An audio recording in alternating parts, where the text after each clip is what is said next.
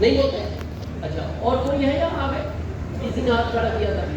अच्छा, ये मैम भी है, नहीं बैठ गया, हर बात पे सच बोलते?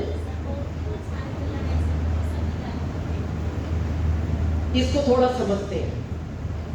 आपका बच्चा 4 साल का है, उसको दांतों की समस्या है, डॉक्टर ने कहा इसको जिंदगी में चॉकलेट नहीं देना, ये हमेशा के लिए दांत खो सकता है, और कभी किराना की दुकान पे जाओ तो इसको बताकर नहीं जाना, ये बच्चा है जिद करेगा। आप किराना की दुकान पे कुछ लेने जा रही हैं और बच्चा पूछ रहा है मम्मी क्या किराना की दुकान पर ही जा रही हो?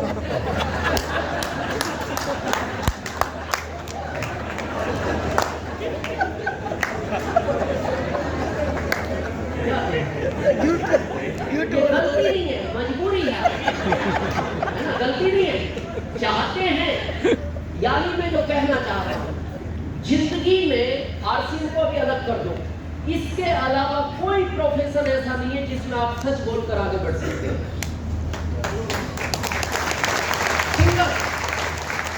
चाहते हम सब सच बोलना है, मजबूरी है, लेकिन आप जिन कामों को कर रहे हैं सच बोलकर आगे बढ़ ही नहीं सकते।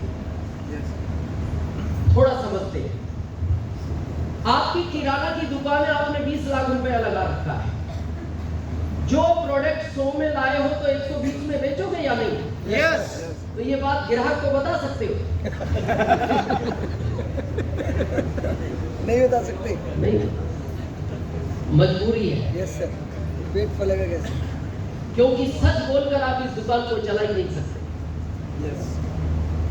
मान लो आप गवर्नमेंट जॉब में है, 5 लोग हो, एक का प्रमोशन होना है और आपका अधिकारी पूछ रहा है किसका करूं, तो आप पता क्या बोलते हो? सर वो काम चोर है।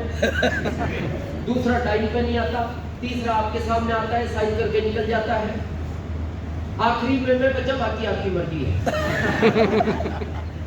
ये बात सच नहीं थी, लेकिन गलती नहीं है, मजबूरी है। जैसे वकील का प्रोफेशन है ही झूठ बोलने का, और जितना अच्छा झूठ बोल सकते हो उतना बड़ा फीस है। राम जेठमलानी आपके दिल्ली के बहुत बड़े वकीलों में नाम आता है उनका। आपको पता है उनकी काउंसलिंग फीस कितनी आती थी? काउंसलिंग, केस लड़ना बात की बात है, सिर्फ आपको ये बात मिलके करनी है, मैं आपसे केस लड़वाना चाहता हूँ इस चीज के लिए, 10 लाख 10 लाख रुपए, 10 लाख काउंसलिंग। तो व्यक्ति पूछता है सर इतनी फीस क्यों? बोले केस जिताने की जिम्मेदारी है मेरी। बोले जिता दोगे? हाँ। कैसे? बोले मैं इतना सफाई से झूठ बोलता हूं कि जज भी मेरी बात जज नहीं कर पाता। गारंटी है। तो मैंने इस चीज को लेकर जीवन में बड़ा संघर्ष किया, क्योंकि आदत दादाजी वाली थी। तो मैंने जब खेती शुरू की तो मैं मजदूरों को ज्यादा बांटता था, क्योंकि दादाजी सिखा गए थे सामने वाले को तुमसे ज्यादा फायदा होना चाहिए। तो मेरे को कम बचता था। तो मेरे परिवार में डीजे भाई है, कजिन ब्रदर है, हमारे परिवार में सबसे ज्यादा पढ़े लिखे वही है, ग्रेजुएशन है। तो उन्होंने मेरे को कहा दिनेश तुम खेती में कामयाब नहीं हो सकते, तुम कोई व्यापार चालू करो। मैंने कहा व्यापार क्या चालू करें? आप आइडिया दो, पढ़े लिखे हो। बोले ऐसा काम करो जो 12 महीने चलता हो। मैंने कहा 12 महीने कौन सा काम है? बोले साइकिल की दुकान खोल ले, सीजन में नहीं बिकती है, बाकी 12 महीने किसी का टायर फटता है, किसी का ट्यूब फटता है, गद्दी टूटता है, चेन टूटता है, 12 महीने चलता है, सीजन में नहीं बिकेगी। तो लुधियाना से एवन साइकिल की एजेंसी उन्होंने मेरे को दिलाई। मेरे यहाँ 4 मिस्त्री काम करते थे। 4 साल बाद उन चारों ने अपनी खोल ली, मेरी बंद हो गई। उनकी क्यों खुली मेरे को आज तक पता नहीं लगा, मेरी कैसे बंद होगी मैं आज तक समझा नहीं। फिर वो मेरे पास आए, बोले तू व्यापार में भी सफल नहीं हो सकता, कोई सेफ काम ढूंढ। सेफ काम क्या है भारत का? नौकरी, जॉब। या कुछ है लोग जॉब में, गवर्नमेंट या प्राइवेट? हाथ खड़ा करें एक बार प्लीज, काफी लोग हैं। आगे समझेंगे जॉब क्या है। तो उन्होंने कहा कोई जॉब कर ले, ये सेफ है। मैंने कहा यूपी गवर्नमेंट तो 10वीं फेल वालों की तरफ देखती भी नहीं। बोले राज्य बदल ले, पड़ोस के राज्य में चला जा। तो मैं एमपी चला गया 1995 में। और मैं एमपी गवर्नमेंट को इसलिए धन्यवाद देता हूँ, वो 10वीं फेल वालों का ध्यान रखती है। उन्होंने मेरे को कृषि उपज मंडी के अंदर 2075 रुपए में जॉब दिया और मैं खुश था। सरकारी मिल गया, आज 2000 है, 4 होगा, 10 होगा, 12 होगा, 20 होगा। लेकिन इसमें कहानी क्या हुई, मेरा सीनियर नहीं जूनियर 25 लाख के बंगले में रहता था। सीनियर नहीं जूनियर 25 लाख के घर में, मैं 6x10 के किराए के रूम में, ऊपर लोहे का टीन का जाता था। तो मेरी पत्नी मेरे से एक ही बात बोलती थी हमेशा, आपने आपकी जिंदगी तो खराब की, साथ में मेरी कर दी, क्योंकि आपके अंदर है दादाजी। आप हो गए हरिश्चंद्र, ईमानदारी के रास्ते पे चलते हो। बोले आपके जूनियर से सीखो। 25 लाख के घर में तो मैं बोलता था, 2 लाइन हमेशा फिक्स थी मेरी। मैंने कहा सरोज, जिंदगी में जब भी कोई मेरे को अच्छा काम मिलेगा मैं बहुत अच्छा करूंगा। फिक्स था। वो कहती थी वो दिन कब आएगा, मैंने कहा ये दादाजी बता नहीं गए, पर वो कभी तो आएगा। अच्छा, गलती उसकी नहीं थी। आदमी जब गरीबी से अमीरी की तरफ चलता है उसको अच्छा लगता है, लेकिन जब आदमी अमीरी से गरीबी की तरफ चलता है उसको अच्छा नहीं लगता। तो मैं अपनी जिंदगी में खुश था क्योंकि मैं संघर्ष से निकला, लेकिन वो खुश इसलिए नहीं थी, वो अच्छे परिवार से थी। अच्छा परिवार समझते हैं हरियाणा में, पैसों वाला। अच्छा, इसमें गलती हमारे पिताजी की नहीं, क्योंकि उस समय माता पिता ही फाइनल करते थे शादियां। बच्चों को तो बहुत बाद में पता लगता था, हालांकि आजकल माता पिता को बहुत बाद में पता लगता है। हाँ, अभी तो कल्चर बदल गया, समय बदलता है, बदल गया। तो चलता रहा जीवन। तारीख थी 26 जुलाई 2002। आदमी उस तारीख को कभी नहीं भूलता जो उसकी लाइफ का टर्निंग पॉइंट होता है। इसी तरह की एक मीटिंग थी, 8 व्यक्ति उसमें पहले थे, 9वां में था, 10वां कोई आया नहीं। आश्चर्य इस बात का है जिसने बुलाया वो भी नहीं आया, और उससे बड़ा आश्चर्य इस बात का है वो आज तक नहीं आया। बहुत लोग एक शिकायत करते हैं इस सिस्टम में, मेरा अपलाइन मेरा साथ नहीं दे रहा, मेरा अपलाइन मेरे को सपोर्ट नहीं करता। हमारा तो गायब ही है, बिना अपलाइन के भी सफायर बना जा सकता है। yes! क्योंकि यह सिस्टम है, और वो ऐसा सिस्टम, अभी कोई कह रहा था इस स्टेज से, नेटवर्क के नाम पे बहुत चीजें हैं भारत में भी और दुनिया में भी। हालांकि अभी गवर्नमेंट अगले साल से बहुत सक्रिय हो रही है गलत चीजों को लेकर, क्योंकि मैं मानव अधिकार में प्रदेश अध्यक्ष हूँ, मैं 1 हफ्ता दिल्ली बैठता हूँ महीने में, इसलिए पता आपको भी लगेगा सरकार जो करेगी। बस ये है, आपको 5 साल बाद पता लगेगा, मेरे को आज पता है क्या होने वाला है। तो बहुत सारी चीजें हैं।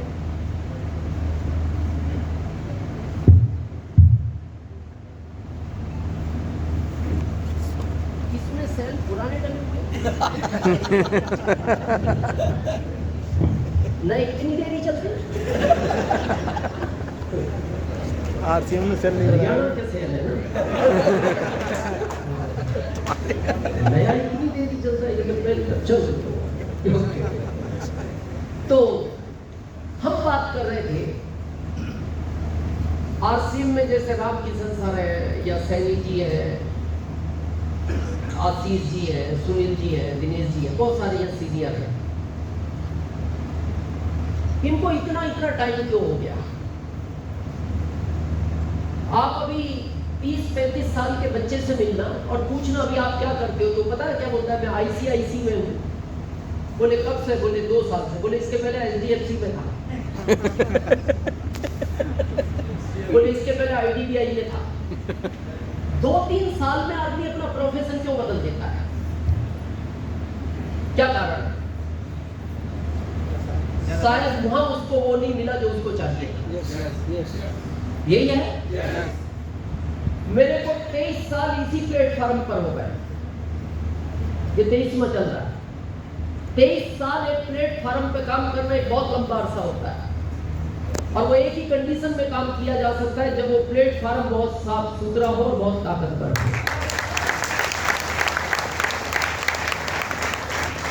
ये बात मैं पता क्यों कह रहा हूं? नेटवर्क अच्छा मिलना ये सौभाग्य की बात है, और एक अच्छा एप्लाई मिलना ये परम सौभाग्य की बात है। मैं इसलिए नहीं कह रहा रामकिशन जी सामने है, मैं आज भी उनसे ब्रेकफास्ट करते हुए ये बात कर रहा था, और आगरा में सुनील जी थे, उस ट्रेनिंग में भी मैंने ये बात की थी। मैं पूरा भारत घूमता हूं, जिस तरह की एजुकेशन उन्होंने अपनी टीम को दे रखी है, जो डिसिप्लिन दे रखा है, वो भारत में अभी तक मैंने किसी टीम में नहीं देखा। तो अच्छा नेटवर्क मिलना ये सौभाग्य की बात है, और एक अच्छा अप्लाई मिलना ये परम सौभाग्य की बात है। नेटवर्क बहुत है। मैं आरसीएम के बारे में इतना क्यों ज्यादा बोलता हूं? क्योंकि बाकी नेटवर्क और आरसीएम में एक अंतर है। आरसीएम में आपकी टीम का जब तक आप 10 लोगों का घर बनवाओगे नहीं, आपका बनेगा नहीं। और बाकी कंपनियों में जब तक आप अपनी टीम के 10 लोगों का घर बिकवाओगे नहीं, आपका बनेगा नहीं। अब ये आपको सोचना है कि बनवाने का काम अच्छा लगता है या बिकवाने का? बनवाने का। और इसीलिए लोग आपको बाहर बोलते हैं, कई बार आपकी टीम से भी लोग बोलते हैं आपको, सर हम कर तो रहे हैं आरसीएम, और बहुत लोग बोलते हैं आप आरसीएम कर रहे हो, बड़ा धीरे चलता है। हाँ, बनवाने का काम है, बिकवाने में टाइम नहीं लगता। ये जो बिल्डिंग है ना, जिस कैंपस में आप बैठे हो, इसको बेचना हो ना, 2 मिनट का काम है, 2 मिनट। पूछो क्या कीमत है, वो कहेगा 300 करोड़। ये लो 300 करोड़, काम खत्म। कितनी देर लगी? 2 मिनट। उनको पूछना इसको बनवाने में कितना टाइम लिया था? सालों लग गए। तो हमारे यहाँ थोड़ा इसलिए टाइम लगता है, हम थोड़ा बनवाने पे ध्यान देते हैं, हमारे यहाँ बिकवाने का काम नहीं है। यस। तो एक अच्छा नेटवर्क मिलना ये सौभाग्य की बात है, और अच्छा अप्लाई मिलना ये परम सौभाग्य की बात है। आप लोग लकी हो, रामकिशन सर जैसे अप्लाई आपके पास है। बहुत लोग हैं जो 8वीं से पहले डीसी में थे, सरवन सैनी जी नेवी में थे, रामकिशन सर भी नेवी में थे, आशीष जी इंजीनियर फील्ड में थे, आप भी आर्मी में थे। इन सबने रिजाइन दे दिया। तो मेरे को 2 बात समझ में आती है, और आपको भी यही आती होगी, या तो इनमें समझ नहीं थी, यानी अपनी भाषा में कहीं इनमें अकल नहीं थी, या फिर इस सिस्टम में ताकत ज्यादा है। यस। आज एक गेम खेलते हैं, आपको अच्छा लगेगा और आरसीएम भी समझ में आएगा। खेले? यस। आज मैं आपको आपका वर्तमान भी दिखाऊंगा, भविष्य भी दिखाऊंगा, और भूतकाल भी दिखाऊंगा। यस। क्योंकि भूतकाल का नहीं पता भी आपको, इसीलिए आप खुश हो। और भविष्य का भी नहीं पता। मैंने कहा ना कि जो मेरे को आज पता है वो आपको 5 साल बाद पता लगेगा। यस। जैसा आप देखते हो ना, जहां से 6 लाइन निकलती है, यस। तो जो लोग केंद्र में बैठे हैं इनको 10 साल पहले पता है। तो ये पता है, अपने रिश्तेदारों को बोल देते हैं, मान लो भिंड मुरैना या जो भी है, एग्जाम्पल जयपुर, इस क्षेत्र में जो भी खेती मिल रही हो खरीद लो। 10 साल बाद सोना बन जाएगी, क्योंकि 6 लाइन का प्रोजेक्ट है। पर ये इन्हीं को पता है जो यहाँ बैठे हैं। अब वो वहां की जमीन का भाव है 1 लाख रुपए बीघा, अब ले ली। जिनको पता था उनके मिलने वाले हैं, और जिसका खेत था उसको नहीं पता। उसको पता होता बेचता ही नहीं, उसने बेच दिया। 7 साल बाद 4 लाइन निकल गई, अब 2 करोड़ बीघा में नहीं मिल रही। अब ये पछता रहा 1 लाख वाला, क्योंकि इसको पता ही नहीं था कि यहां से निकलेगी। तो बस मेरे को जो आज पता है वो आपको भी पता लगेगा 6-7 साल बाद। मेरे को आज पता है, बस फर्क इतना। तो खेलेंगे? यस। यहाँ ऐसे कितने लोग हैं जिन्होंने उस समय परीक्षाएं दी हैं, जिस समय इस तरह का पेपर आता था, इस पेपर में 15 प्रश्न है, किसी भी 5 प्रश्न का उत्तर दो। बहुत लोग हैं, तो आप कौन से 5 प्रश्न का उत्तर देते? जो आपको आसान लगता था, सिंपल है। तो आज मैं आपको आपकी पूरी लाइफ दिखाऊंगा, फिर जो आसान लगे उस समय भी वही चुना था, आज भी वही चुन लेना। कॉन्सेप्ट तो सिंपल है। हम यहाँ सब क्यों आए? सीखने के लिए, पैसा सीखने के लिए। अच्छा जवाब है। और कोई बताएगा क्यों आए? पैसा कमाने। सीखने के लिए। मैं बताऊं हम यहाँ क्यों आए? पेट के लिए। ये कड़वा सच है। हर आदमी इसी के चक्कर में भाग रहा है, और खाली चक्कर इसका नहीं है, घर में 5 और हैं, बड़ा चक्कर उनका है। और देखना, वो हमेशा घर वाले पेट बोलते हैं आपको, झूठ बोलना, सच बोलना, अच्छा करना, बुरा करना, हमारा ध्यान रखना। फिर इसीलिए तो आप बार बार चेंज करते हो।